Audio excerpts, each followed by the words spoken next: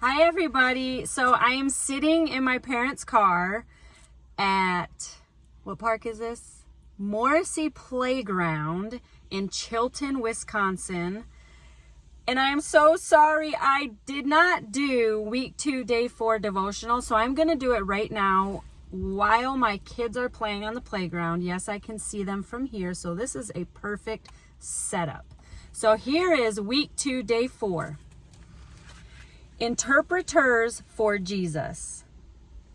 Then Jesus declared, I have come down from heaven not to do my will, but to do the will of him who sent me. John chapter 6, verses 35 and 38. According to research, approximately 6,909 distinct languages exist in the world today. Interestingly, missionaries have done much of the work in finding and documenting these languages so the Bible can be translated. There are also cultural languages spoken by people as close as next door. But we never engage with them because their language is so foreign. Urban slang is so common now that one online dictionary, which started as a joke, is now used in courts to interpret court cases. Christians have their own language as well. Words like fellowship, justification, and sanctification often aren't understandable to the unchurched. God is asking us to take the time to learn how to speak to those around us and be interpreters of his truth. That's what Jesus did. He came to earth as an interpreter. He put on human skin so he could speak our language. And if God could do that for us, isn't it time we break down the cultural language barriers around us so we can reach others for him? How can you start learning the language of the culture? Consider ways to learn the cultural language and build relationships with those around you so you can bring the awesome sauce of Jesus to them. Wow, what a great message today. So how can we start learning the language of the culture around us? That's something to think about. All right, let's go into Psalms and Proverbs.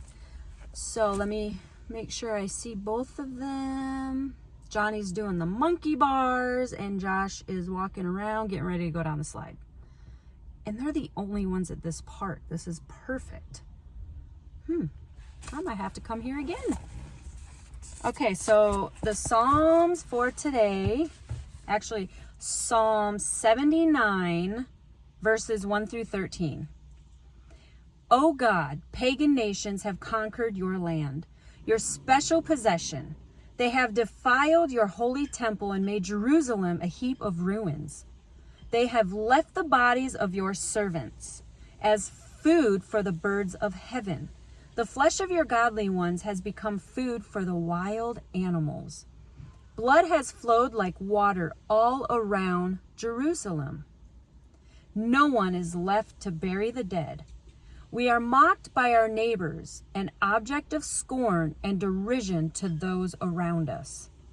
O Lord, how long will you be angry with us? Forever?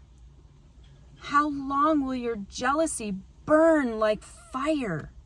Pour out your wrath on the nations that refuse to recognize you, on kingdoms that do not call upon your name. For they have devoured your people, Israel, making the land a desolate wilderness. Oh, do not hold us guilty for our former sins. Let your tender-hearted mercies quickly meet our needs, for we are brought low to the dust. Help us, O God of our salvation. Help us for the honor of your name. O save us and forgive our sins for the sake of your name. Why should pagan nations be allowed to scoff, asking, where is their God? Show us your vengeance against the nations, for they have spilled the blood of your servants.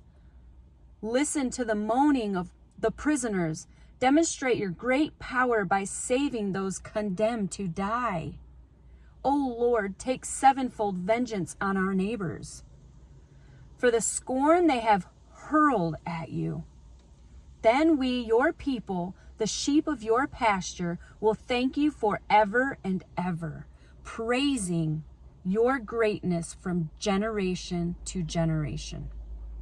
Proverbs chapter 24, verses 30 through 34. I walked by the field of a lazy person, the vineyard of one lacking sense. I saw that it was overgrown with thorns. It was covered with weeds, and its walls were broken down. Then, as I looked around and thought about it, I learned this lesson. A little extra sleep, a little more slumber, a little folding of the hands to rest, and poverty will pounce on you like a bandit. Scarcity will attack you like an armed robber. Thank you for joining me today for week 2, day 4, and I will soon be recording week 3, day 1. And my youngest, Joshy, got hurt at the park, but he seems to be okay.